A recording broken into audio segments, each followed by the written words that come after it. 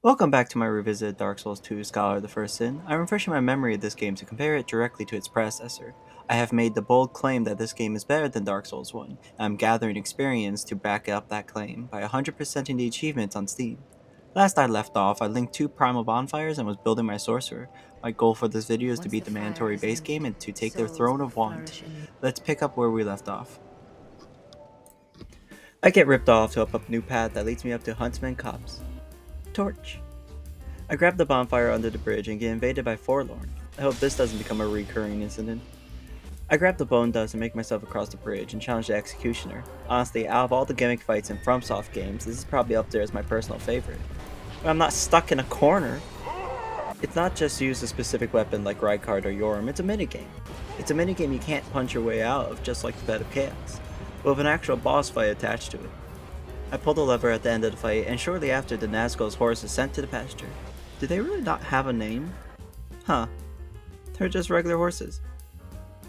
In case you're thinking I'm a better player now with that one death, it was actually 9. I'm just not going to include them all to cut down on editing. But in case you're interested, I will include the counter at the end of each area. I spend more souls and burn the bone dust before continuing deeper into the copse. Torch. I grab a Nestus shard and challenge the second area boss. These pillars of calciums go down rather easily. Oh no, bone wheel, bone wheel! Wait, they only do that much damage? Undeniable proof of this game's superiority. You can even backstab them. That wasn't too bad. Ah, Poison Swamp. You have to have at least one of these in each FromSoft game. Although this is a lot more like a poison fog than a swamp. At least I can move freely. I find Gavlin again in some of my spares. I should have bought more moss from him, but I decided not to at the moment. I get a feeling I'm not supposed to go down there. I acquired the best jester in the game. I'm very disappointed it wasn't brought into Elden Ring. I fail at a jump way too many times. It was not worth it. I run into Bobby Hill again and say hi, as well as get the poison bite rune after I cleared the poison swamp. Forlorn comes back and decides to say hi in a not so friendly way, and I decide to challenge the area boss. Jabba the Hutt is a joke. I can't imagine anyone dying to him. So after killing him on the first try, I enter Zen's fortress, this time without swinging axes, and a whole lot more poison. Does anyone know what lifting the pots do? Torch! Big torch! I run into patches and spend a serious amount of time trying to figure out how to reach an item. Turns out, I just needed to jump. There wasn't much here, so I challenged the boss. I know Mithra's color is green, but I think she overdid it. Miraculously, I made it through the entire place with only 3 deaths. I entered the TARDIS and it takes me to the Iron Keep. But I don't stay for long, because if I learned anything from the last area, it's I need a bigger stick. So I return to Charlotte, but this time in New Game Plus. I get the Pale Drake Soul and trade in with Ornifex for the Moonlight Greatsword. I can't wield it yet, but you bet I will as soon as I have the strength. In the meantime, I go to take on the Iron Keep. This place was a PvP hotspot back in the day. Something about the bridge made it perfect for dueling. I used to use the Chameleon spell to hide among the jars, playing hide and seek with the invaders. I find a couple summon signs on the floor and bring in Dr. Scully and Prege for some jolly cooperation. I make sure to thank them as soon as I'm able, and we clear the area with haste. Hey, Bobby Hill's here too. I know this isn't a popular take, but I quite enjoyed this boss, and its blue counterpart in the DLC. He doesn't feel too slow or unfairly quick. If anything, it's a nice reprise from all the samurai we just fought to get to him. And you got to admit, this is quite the light show. As per tradition, I do die once trying to make this jump. That's an extra spell slot. Ah, nerd humor. I unlocked the Bell Guardian Covenant for I will need them later.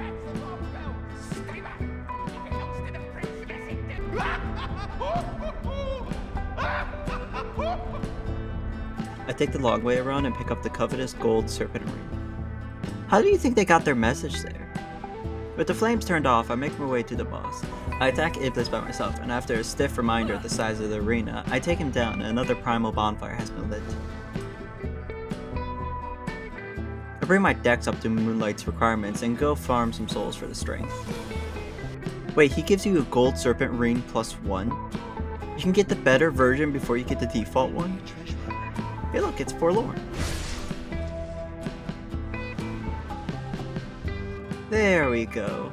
A proper mage build now. I buy 3 ladders and begin my descent into the gutter.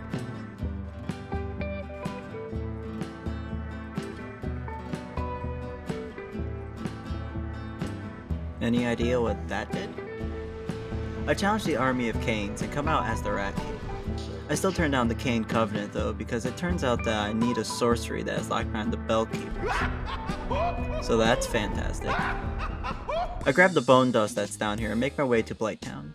People compared the gutter to Blighttown a lot, and rightfully so. They have a lot of similarities. But what does the gutter have that Blighttown doesn't?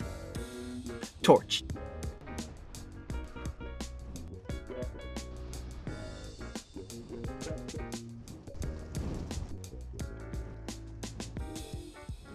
I had to look up a guide to find this final one, but alas I got Zuli the Witch to spawn and I got her outfit. I'm on the last stretch to the last primal bonfire. All I need to do is to go down the hallway without being spat on, or grabbed, or shoved into a locker. It's high school all over again.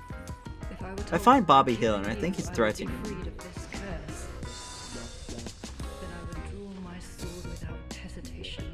I should report this. So I go to the gym teacher, and he doesn't take kindly to the fact that I'm skipping gym class. But like usual, he's a lot bigger and slower than me. With a few well-placed swings, he goes down. Oh no, it's the principal!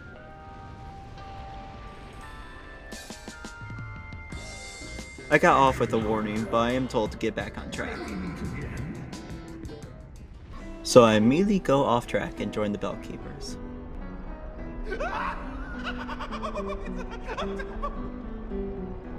I also killed Charlotte for the 3rd time for the Crystal Soul Spear.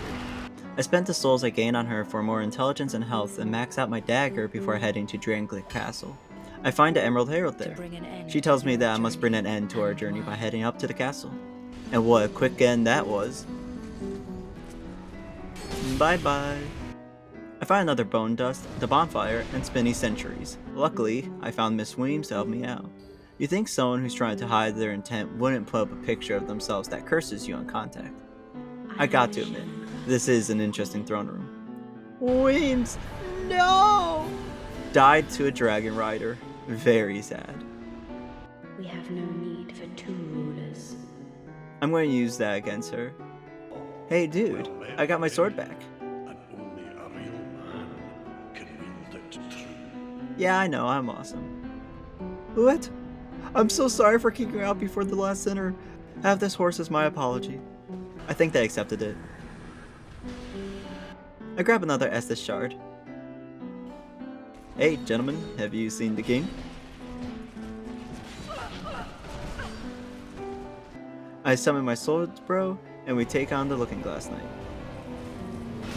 I know he used to summon real players, but if that happened, I'd probably lose my mind. But with that victory awarded to us, I head on down the elevator. Welcome to the Shrine of Amana. I will not tell you how this went. I will show you how this went. Enjoy the death montage.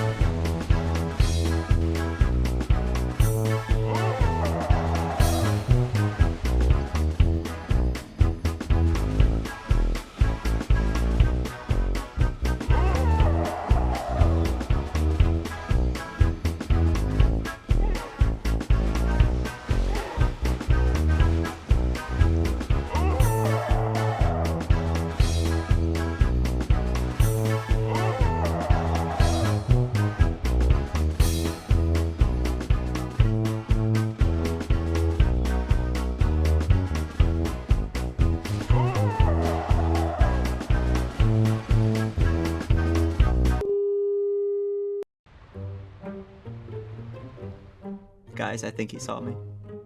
Play it cool, play it cool. No, he definitely saw me. How do you do, good sir? I deserve that one.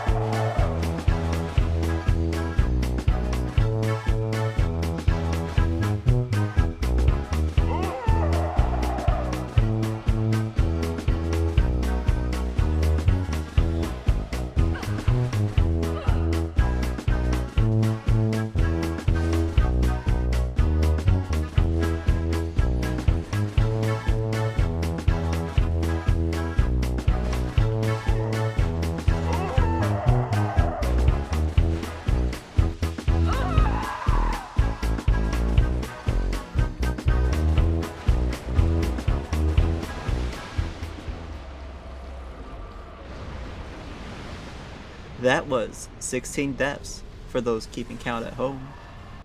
Restocking on those. That area always gives me the most trouble, but I am finally through.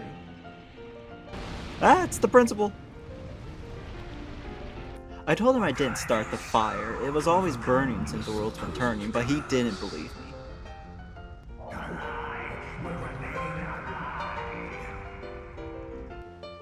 Oh, hi, Forlorn. I run to Uldren Solve, edgy as always. He tells me I'm not allowed to use torches. He's lucky he's the Hunter Vanguard, or I'd kill him on the spot for such a command. But alas, I guess I can do without a torch for now. This area is pretty easy as long as no one rings the bell. Uh-oh. Why I oughta. I summon Uldren to help me since if he won't let me use my torch, he's gonna help me kill the boss. I say hi to King Mickey and grab his ring.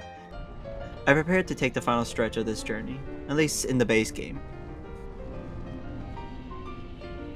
I once again run into Bobby Hill. I beg of you remember my name, for I may not myself. I'll make sure to do that, Bobby. I'm not allowed to use torches here either. I was gonna arrive sooner or later. Honestly, a fun fight. He didn't attack me as enemies approached me, and he pulled a Taurus's classic to finish me off.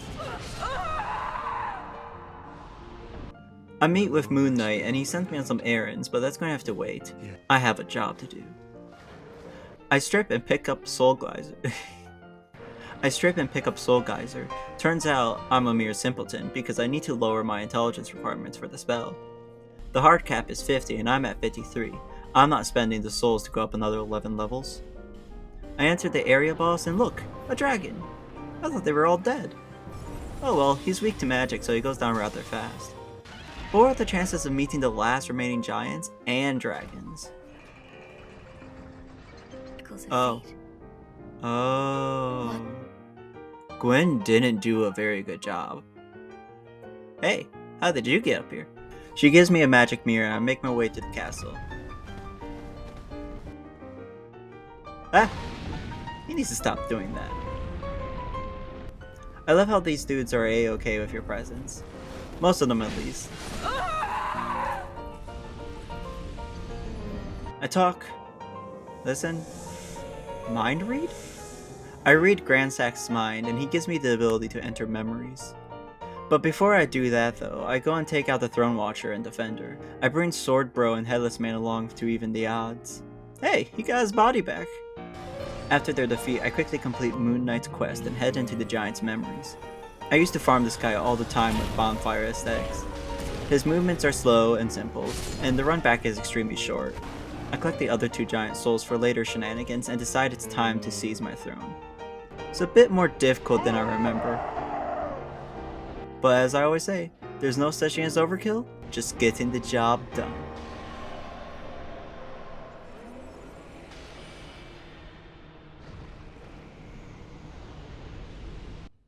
And just like that, I take my throne and I've beaten Dark Souls 2.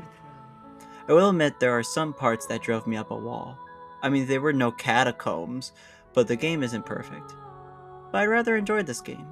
Even if what can be considered to be worse sorceries, I still think it was quite fun. I stand by my statement that I enjoyed this game much more than Dark Souls 1, but the journey's not complete. Not only have I left some things unfinished, but there's 3 DLCs that we need to make it through.